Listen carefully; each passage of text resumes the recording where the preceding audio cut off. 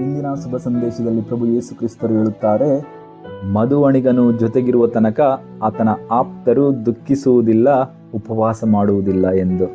ಪ್ರಭು ಯೇಸು ಕ್ರಿಸ್ತರ ಶಿಷ್ಯರು ಆಪ್ತರು ಪ್ರಭು ಯೇಸು ಕ್ರಿಸ್ತರೊಂದಿಗೆ ತಮ್ಮ ದಿನದ 24 ತಾಸುಗಳನ್ನು ಕಳೆದರು. ಅವರು ತಮ್ಮ ಸರ್ವಸ್ವವನ್ನು ತ್ಯಾಗ ಮಾಡಿದರು, ಎಲ್ಲವನ್ನೂ ತ್ಯಜಿಸಿದರು ಹಾಗೂ ಪ್ರಭುವಿನೊಂದಿಗೆ ಸದಾ ಇದ್ದರು. ಆದ್ದರಿಂದ ಅವರಿಗೆ ಉಪವಾಸದ ದುಃಖಿಸುವ ಅವಶ್ಯಕತೆ ಇರಲಿಲ್ಲ.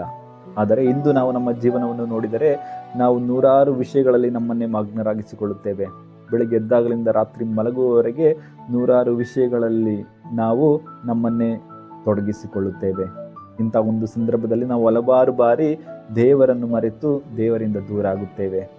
ಆದ್ದರಿಂದಲೇ ಈ ತಪಸ್ಸು ಕಾಲದಲ್ಲಿ ಈ ಉಪವಾಸ ಹಾಗೂ ಇನ್ನಿತರ ಭಕ್ತಿ ಕಾರ್ಯಗಳು ನಮ್ಮನ್ನು ಪುನಃ ದೇವರ ಬಳಿ ಕರೆತರುತ್ತದೆ.